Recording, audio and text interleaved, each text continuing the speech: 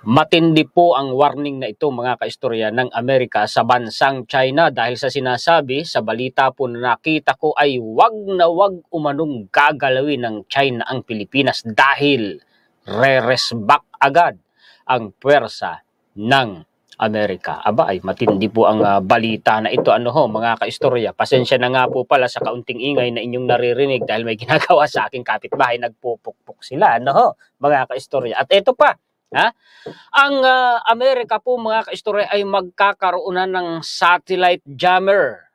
High-tech po itong armas na ito mga kaistorya dahil ang ginajam nito o ang kinakat po nito mga kaistorya ay mismong yung signal or yung komunikasyon mula po sa mundo hanggang sa satellite. At ito pa, puspusan po mga kaistorya ang pag-iensayo, paghahanda, magkasamang naghahanda ang puwersa ng Pilipinas at ng Amerika kung sakali mang magkaroon ng invasion dito sa Pilipinas. O wag agad masindak, wag agad matakot dahil wala namang sinasabing magkakaroon ng giyera. Ang ginagawa lamang ng Pilipinas at ng Amerika ay naghahanda. Mabuti na yon kaysa kung sakali mabulaga ng walang kahanda-handa. Yan po ang mga balita na maihahatid ko sa inyo ngayon mga kaistorya. Paki-share po at paki-like. Heto na, ako po ay magpakita na sa inyo ng mga references. Ito na, sandali lamang mga kaistorya. Makikita talaga ninyo dito. Ito po mga kaistorya ay balita ng local mainstream. Ito po si Manila Bulletin.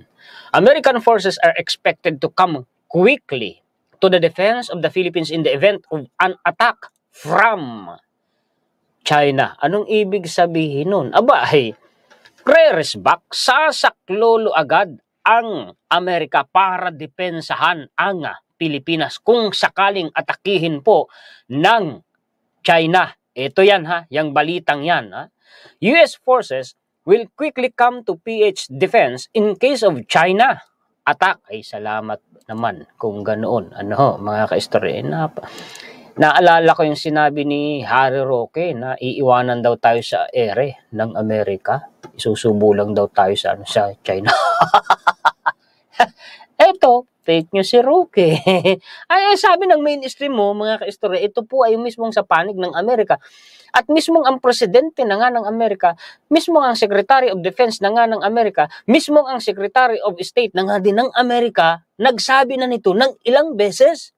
Ito, meron na namang balitang ganito ang sabi po mga kaistorya. American forces are expected to come quickly to the defense of the Philippines in the event of an attack from China.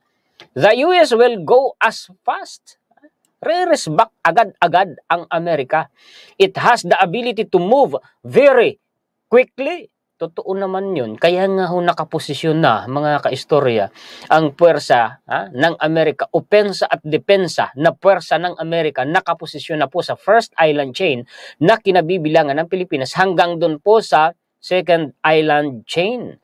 Dr. Zach Cooper, Senior Fellow at the American Enterprise Institute, said, Cooper added that the congressional spending for the Philippines, tingnan ninyo has been made a lot easier because China is a challenger.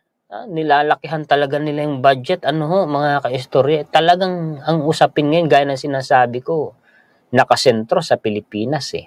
The Philippines-US relations will stand on its own and there is a real desire to support our ally. He also pointed out that the Philippine Western Command should maintain good relations with the U.S. forces, particularly the Indo-Pacific Command, where trust is prevalent. The U.S. Army recently deployed a mid-range missile system to the northern Philippines na ngayon nga yung pinalagan ni Senator Amy. Mga kaibang ko ba ito si Senator Amy, which allowed the American and Filipino forces to jointly train for the potential usage of such heavy weaponry in Asian archipelago conditions, a U.S. general said. Ang gandaan mga kaistorya. Tingnan nyo, nabanggit pa dito ang Taiwan, yung sinasabi ko sa inyo. Sa sobrang pagkakalapit kasi ng Taiwan at ng Pilipinas, mga kaistorya, walang hindi mai-involve ang isa't isa. Cooper said planning in Asia as far as security and defense are concerned will largely depend on the Taiwan scenario. The Biden administration has moved to strengthen an arc of military alliances in the Indo-Pacific to better counter China, including in any possible confrontation over Taiwan and other Asian points. The Philippines has also worked on shoring up its territorial defenses after its disputes with China started, so on and so forth. Huwag na nating pahabain pa kasi nabasa naman na natin yung pinaka-importante, di po ba, mga kaistorya? Ito pa, yung sinasabi ko sa inyo, nangyari ito, ibinalita ng October 23, US Filipino Marines practice repelling an invasion from disputed South China Sea waters kung sakaling magkaroon ng invasion. Sinong mang-i-invade kung sakali? Hindi naman ako naniniwalang mang-i-invade ang China, pero wala namang ibang pinatutungkulan. Nananakot lang yan.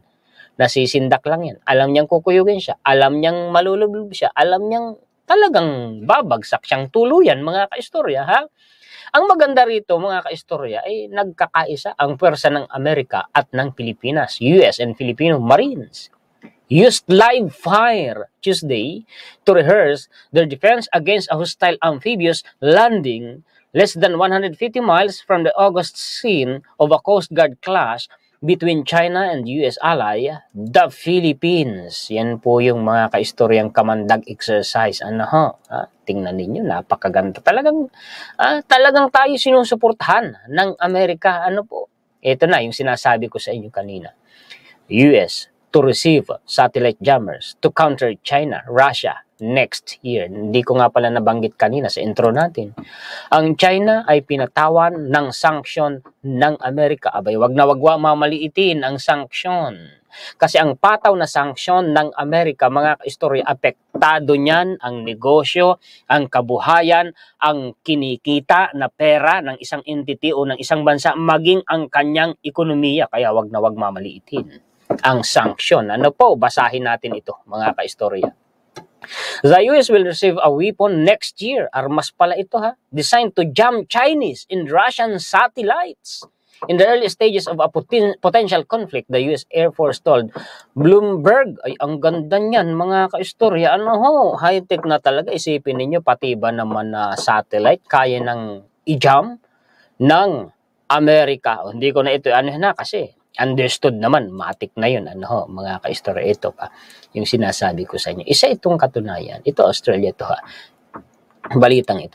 Isa itong katunayan na kukuyugin ang China. Ngayon pa nga lamang, dumadami na ang kaaway ng China. At ang totoo, mga kaistorya, kung hindi lang po natin napapansin, kuyog na talaga ang ginagawa ng Pilipinas at ng mga allied countries natin, maging ang European countries, ang European Union, mga kaistorya, nakikialam na sa usapin ng South China Sea dahil po dun sa tinatawag na trade route or sea lanes dyan sa South China Sea. Military challenges to Beijing's South China Sea claims are increasing. Basahin nga natin. Mababasa nyo talaga dito yung mga bansa, mga kaistorya. Yung illegal po claims ng China. Marami na pong kumukontra dyan. Several nations maraming bansa. Paano kasi?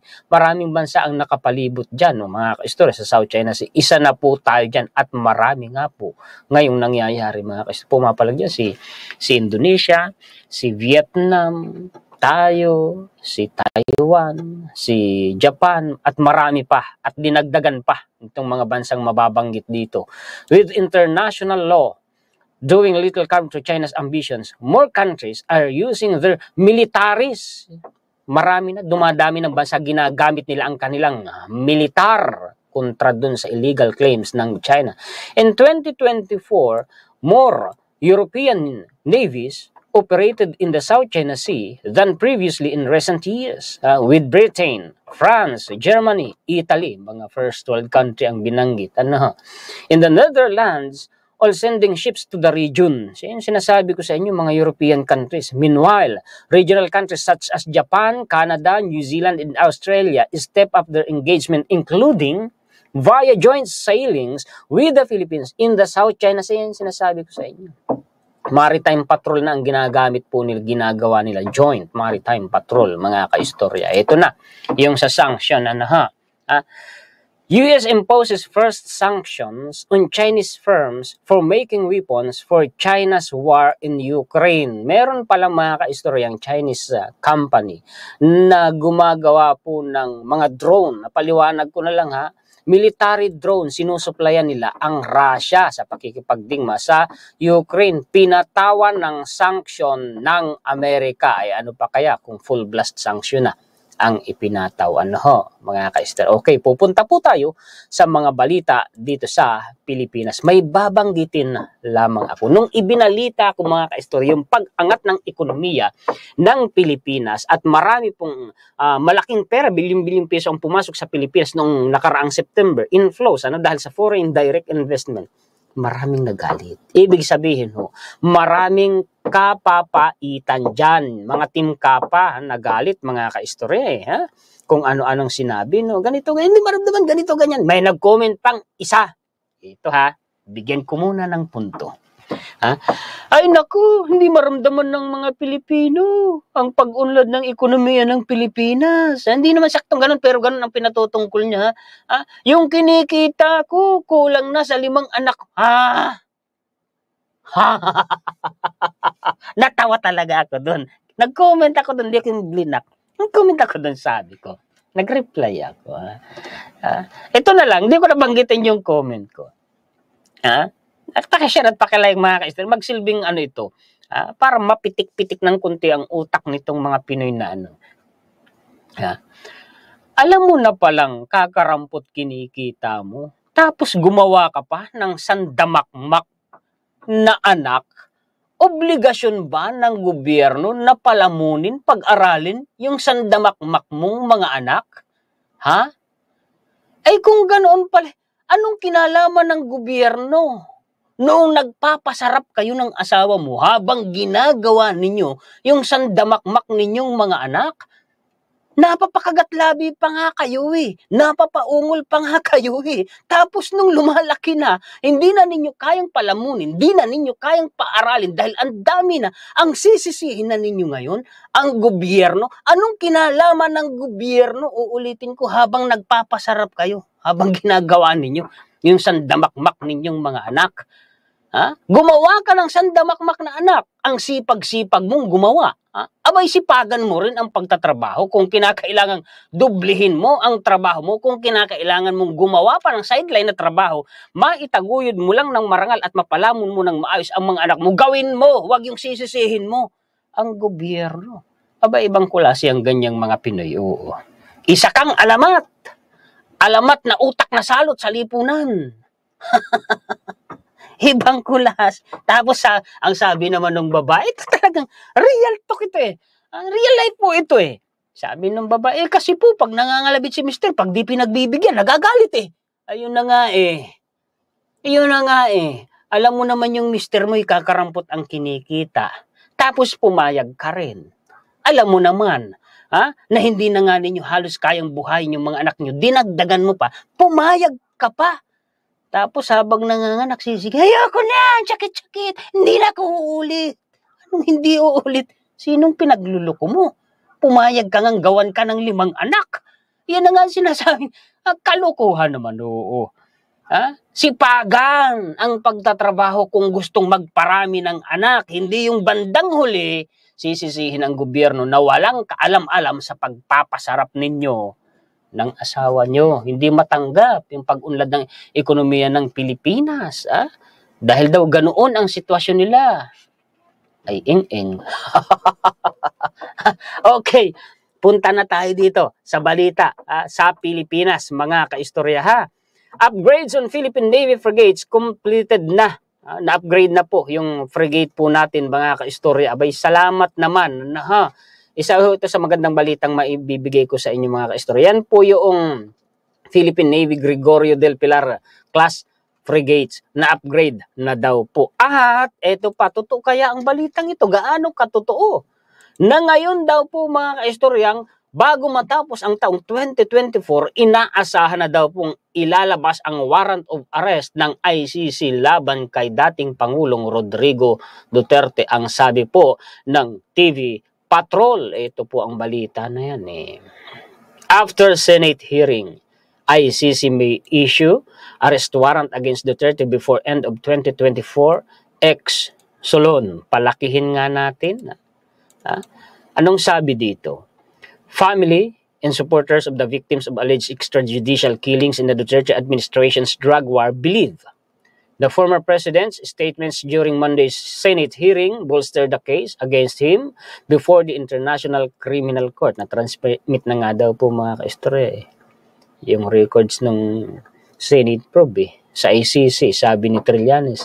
Bayan Muna's attorney Nery Colmenares said he would not be surprised if the ICC issues a warrant of arrest against Duterte before the year ends, which would signal the beginning of trial. The ICC is investigating Duterte's war on drugs for alleged crimes against humanity. Dagdag pa na balita mga kaistorya.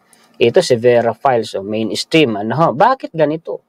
It's puzzling, commentary daw po, how people see Duterte as credible and struggling and strong leader when he can't even be honest about his age and wealth.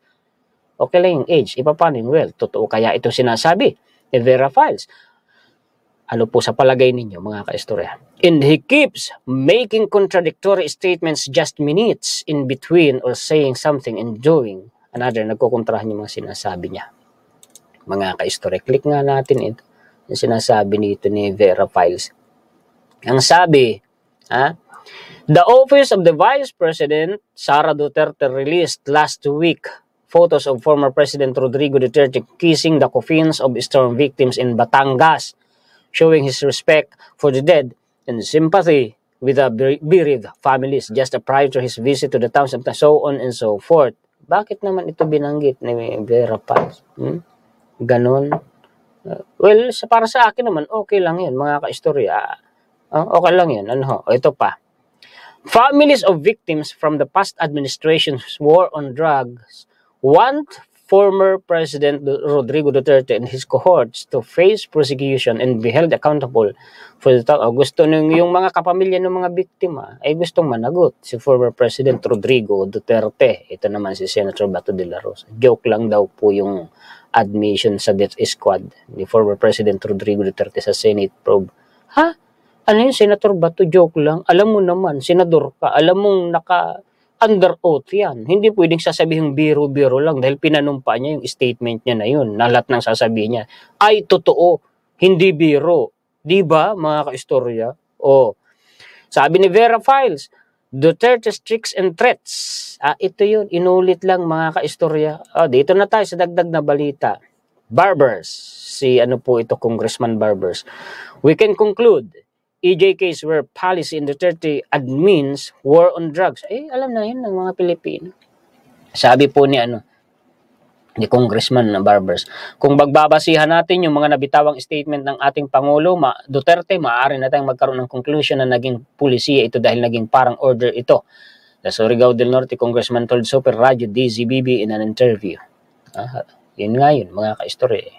Alam na mga Pilipino yun. Tuloy. Tungkol naman kay VP Sara. After falling below the ratings of President Marcos, Vice President Sara Duterte's latest trust and approval ratings have also settled below those obtained by congressional leaders in the latest survey conducted by Okta Research Group. Mas mababa daw po mga kaistorya ang nakuhang rating ni VP Sara kaysa kay Speaker Martin Romualdez at kay Senate President Chis Escudero. Well, hindi nakaka-surprise na yun mga kaistorya. Ito pa, House panel seeks lookout order on 7 OVP officials. Bakit? Bakit? Bakit? Ano yun? A House panel has asked the Department of Justice to issue an immigration lookout bulletin order against 7 officials of the Office of the Vice President who have snubbed its hearing. Hindi dumalo, hindi umattend sa hearing. On the alleged misuse of OVP funds following reports they may be planning to leave the country. Baka lang naman, hindi naman ito baka siguro nakatunog na may planong lumabas ng Pilipinas. The request must made kaya lookout bulletin order mga kaistorya. The request was made by the House Committee on Good Government and Public Accountability chaired by Manila Representative Jewel Chua against OVP officials led by Chief of Staffs Zuleika Lopez, Assistant Chief of Staff in Bids and Awards Committee, Chair Lemuel Ortonio, Administrative and Financial Services Director Rosalyn Sanchez, Special Disbursing Officer Gina Acosta, Chief Accountant Julieta Villa del Rey, former Education Assistant Secretary Sunshine Chari Fajarda, and her husband Edward Fajarda, both close aides of Vice President Sara Duterte. Sila po yun, mga kaistorya. Okay, ha? Talagang gusto ko kasi talaga na pagkatapos kong magbalita tungkol sa China, America, South China Sea, magbibigay ako sa inyo ng mga balita sa loob ng Pilipinas para naman hindi po tayo nahuhuli. Para naman updated po kayo sa mga balita. Okay.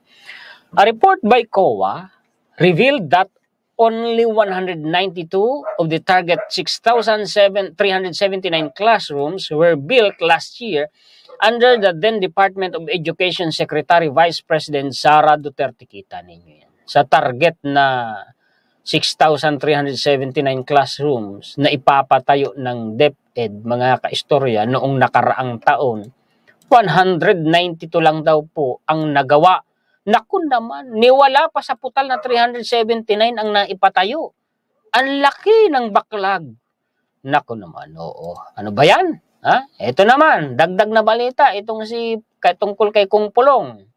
Ayaw maligtas ang mga Pinoy. Bakit ganon? Davao City 1st District Representative Paulo Duterte was the sole member of the House of Representatives to vote against the Ligtas Pinoy Center Acts as a landmark bill soon to be signed into law. Siya lang daw po yung hindi bumoto.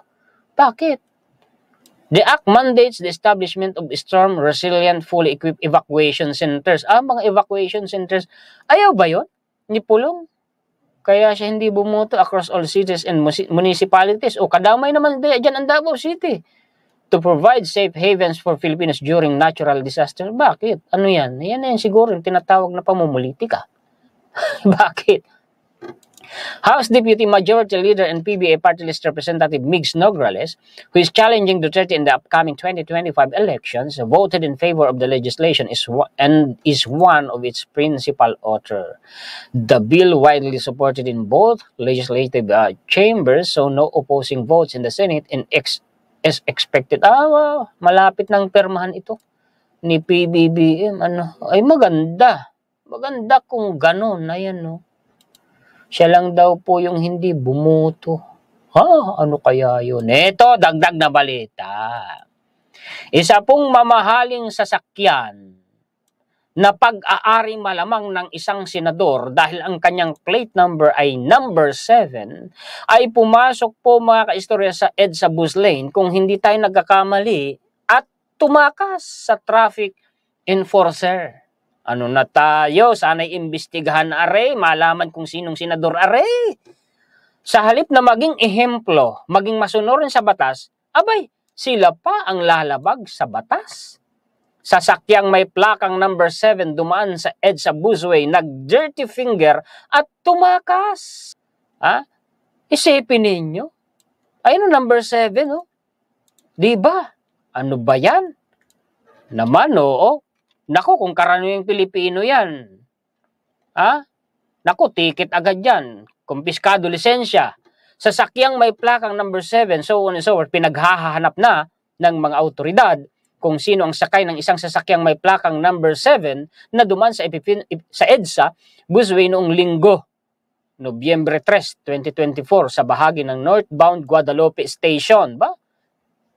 Sa video na ibinahagi ng Special Action and Intelligence Committee for Transportation sa kanilang Facebook noong Nobyembre 3, mapapanood ang aktwal na pagtakas ng naturang sasakyan habang sinusubukang kausapin ng dalawang opisyal ng SAICT ang driver at mga kasama nito sa sasakyan.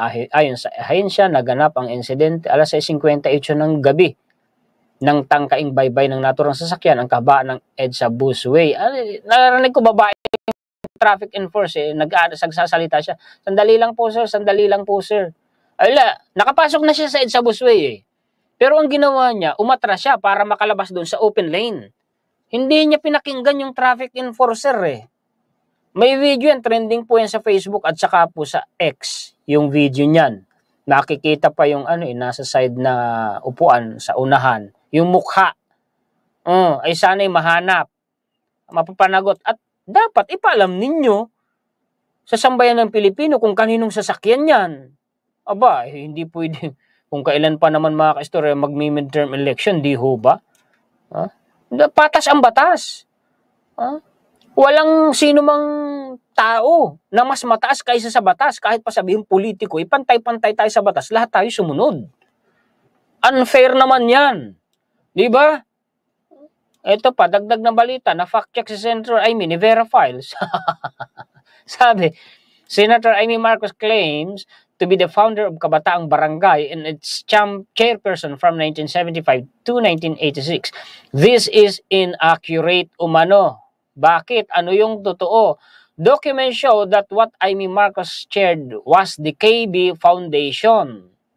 First mentioned in PD 1191 issued in 1977. It was authorized to administer government funds. Ganun ba? Okay. Sana sagutin ni Senator Amy yan. Mga ka-istorya, hindi ko na kayo iisa-isahin. Medyo kwan pa tayo. Pasensya sa nasa kunting ingay po kanina. Paki-share po at paki-like. Shout out po sa lahat ng mga solid ka-istorya natin sa buong mundo na laging nag-aabang, laging nanonood, at walang sawang sumusuporta kay Juan Historiador. Maraming salamat sa inyong lahat. Mabuhay po kayong lahat. Higit sa lahat, salamat po sa ating Panginoon ng maraming. Mga ka-istorya. So bukas po ulit. Paki-share po at paki-like. Salamat sa inyo. Muli ako po si Juan Historiador, ang taga-kwento ng totoong istorya ng kasaysayan na nagmamalasakit sa kapwa ko Pilipino at nagmamahal sa bayang ito, ang bansang Pilipinas.